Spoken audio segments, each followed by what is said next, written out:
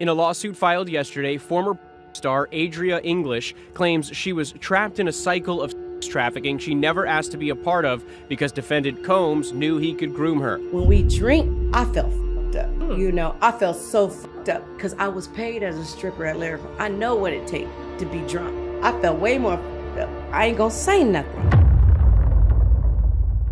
Back in the day, everyone wanted to go to Diddy's white party. It was the event of the year, with tons of celebrities, more alcohol than they could ever need, and even more victims. Women coming forward claiming that these parties weren't just a party, but a way for Diddy to traffic vulnerable women. So let's get into it.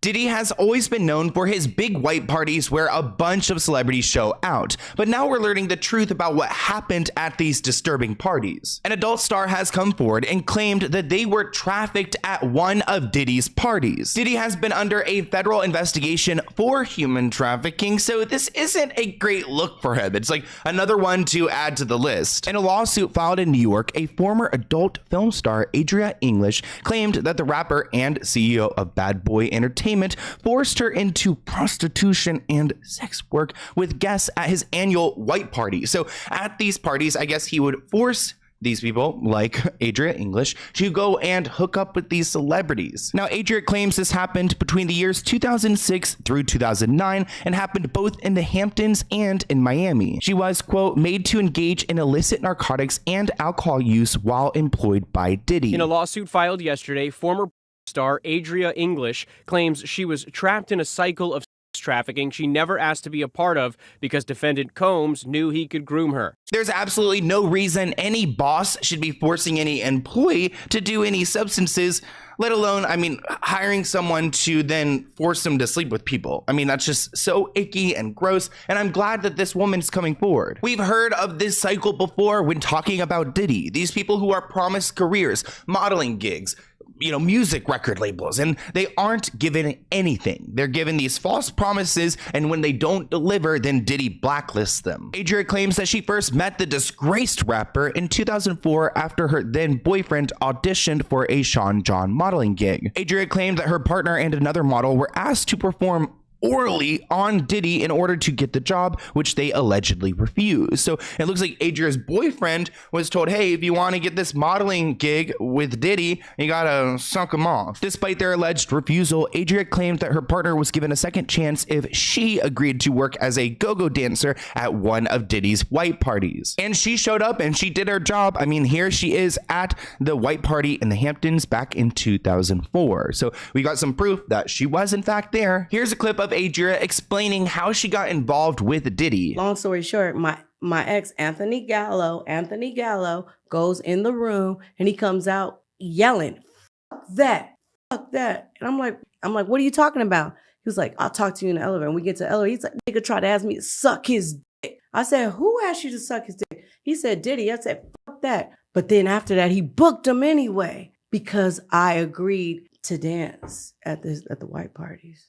Major red flags. Of course, her boyfriend was appalled by the idea, but then she kind of sacrificed herself so that he could get that job. Now, in the legal documents, Adria explains that when she first started working for Diddy, there was, quote, no sinister intent or requirements for physical contact, and it seemed to be a legitimate employment opportunity. So when she was invited to come back the following year to work again, she accepted it. It was easy money. She was at the white party, tons of celebrities. She didn't have to do anything icky yet. However, she says around the third party she worked that Diddy demanded that she begin engaging in intercourse with guests, as they had learned about her past in the entertainment industry and used it against her. She goes on to state that her memories of some of the details are hazy due to the fact that she was expected to consume copious amounts of alcohol and illicit narcotics. However, the documents add that the encounters that she was forced to endure were so excruciating that Adria remembers them as they still haunt her to this day, which that is horrific. That's PTSD, that's trauma. That is also a survivor coming forward and standing up for herself. Initially, when I got there, it was just about dancing. Looking around, it's all these New York artists, people I grew up on, Diddy, and I'm hyped up. I'm like a groupie in there. I'm not knowing they looking at me like somebody because I came from doing porn. I'm a stripper. Now I'm in my 20s. I'm 46 now. I was 20 something. I'm not knowing they looking at me like a certain thing until now. Diddy had 3 different stages set up in his mansion. So it's a stage right here, but in his house, not a big ass stage, but just elevated. He wanted us to be his 3 of us. So he had Tamika right here, me right here, me right here. Our job was to dance for 45 minutes. And then it was literally our job to get off the stage and go drink. When we drink, I felt fucked up. You know, I felt so fucked up because I was paid as a stripper at Larry. I know what it takes to be drunk. I felt way more fucked up. I ain't gonna say nothing. I really like how Adria reflects on those moments because she realizes that, you know, she's now in her 40s. So she, as an adult, she has that hindsight bias that she can look around and see, like, when there's a 20-something-year-old girl who's being taken advantage of in a vulnerable position. But of course, when she was that young girl, she didn't know. She's around exciting people, big stars. She's drinking. You know, alcohol is provided. They're encouraging her to get wasted. But now she looks back and she can see that she was like this little, you know, fish in a big pond, and they were all just like, you know, sharks waiting to attack. Although she did not have any intimacy with the guests initially, she claims that Diddy groomed her into trafficking over time. Adria claims that things ratcheted up when Diddy demanded that she had intercourse with Jacob Arabov, famously known as Jacob the Jeweler. Oh no. According to the lawsuit filed by her attorneys, she had forced intercourse with him and then was paid an additional $1,000 on top of what she normally got. So I guess she got a little tip from him for being forced into doing those things. Again, PTSD and trauma associated with it. Let's take a look at who this Jacob guy is, because I find it fascinating that the lawsuit lists his name with a V at the end, but then on social media, we see it with the O. And now that I see this guy, I totally recognize him with celebrities, on the gig, selling the jewelry. He probably has a ton of money. So a little $1,000 tip throwing to this, you know, young girl isn't much to him. But Adria, she felt violated. She felt like she was attacked because this man had forced himself onto her. And even looking at this picture, I mean, I could tell your girl is wasted. That photo is a photo that Adria claims she took after the alleged assault while still at the party. She claims that Diddy himself personally congratulated her for doing this with Jacob as directed and told her job well done. Adria goes on to share that she's been assaulted by several other people at these parties, but she only listed Jacob in the lawsuit. So I don't know who these other people are. Maybe she's nervous. Maybe they're not like reputable enough, but I'm sure the names will have to come out. Adria is also suing Tamika, who we heard her bring up Tamika while describing the party.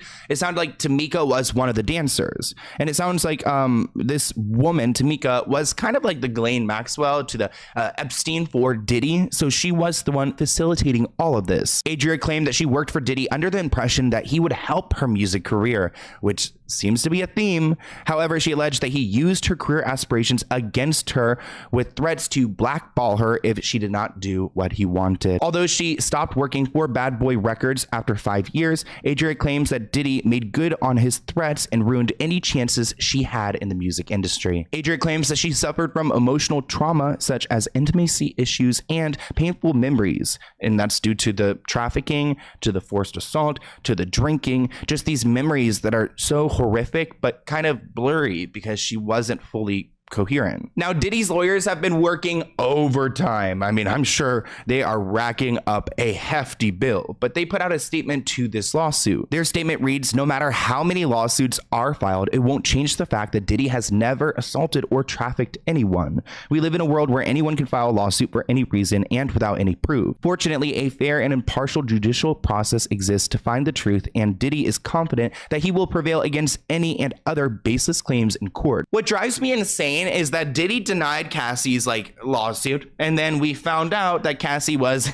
completely right. And now he's saying, oh, he's denying all these lawsuits and that we will prove them in court. I mean, I think at this point, there's really no one out here who believes him. I mean, after seeing him get physical with Cassie, I think he's capable of everything we've talked about and more. And this is the 10th lawsuit that has been filed against Diddy. So unless he settles with all of them, then we will figure it out in court. And if he prevails, then I guess he's on the right side. And this was the most orchestrated, manipulated attack ever in the industry. Or if he is this monster, who in my opinion, I believe he is, then we will seek justice. And it will be one of the biggest cases we've ever seen of someone who has used their power, especially in the celebrity world, fallen, and I'm honestly looking forward to it. It looks like Diddy is now trying to sell his home. He's probably got to pay off a lot of bills. Headlines read that Diddy is reportedly trying to sell his LA mansion that was raided by federal agents, and he's put it on the market for $70 million. It looks like he and J-Lo are going to be competing with buyers because, like I said before, there's not that many people who have this much money. So like a $60 million house on the market, like from J-Lo, it's going to take some time to sell. A $70 million house on the market from Diddy, it's going to take some time to sell, especially with those stories associated with it. I mean, I feel like it would be haunted. Keep in mind that there were raids happening at this house this year in March, so I can't imagine someone wanting to buy a house that was just raided. But maybe it would be a good sign because all of the bad things have been taken out of there, all of the illegal things. Diddy took out 2 mortgages on his LA home, both for $25 million back in 2014 and in 2021. Neither of them have been paid off, so he still owes money on the house, so he's going to sell it and profit maybe a little bit. Diddy's got bigger issues than trying to sell this home because of the public outcry. It looks like the key of New York City has been returned to him. Howard University has revoked his honorary degree. The sponsorships, the companies he's had to step down on, he's ruined himself. It's all his fault. On June 22nd, he deleted all the posts on his Instagram page, including his BS apology to Cassie. But I have hope that we're going to seek justice in this situation, that Diddy is going to get what's coming for him, and that all these people are going to have a little bit of peace, just knowing that he's gotten what he deserves, especially those who have been, not me trying to say, those who have possibly been unalived by him. And in my opinion, we've talked about some stories before on my channel, like that male escort who just kind of disappeared. I wouldn't be surprised. But I'm like, honestly, maybe I'm in a morbid mindset right now, but I'm like, could there be bodies buried on the LA prop? I don't know.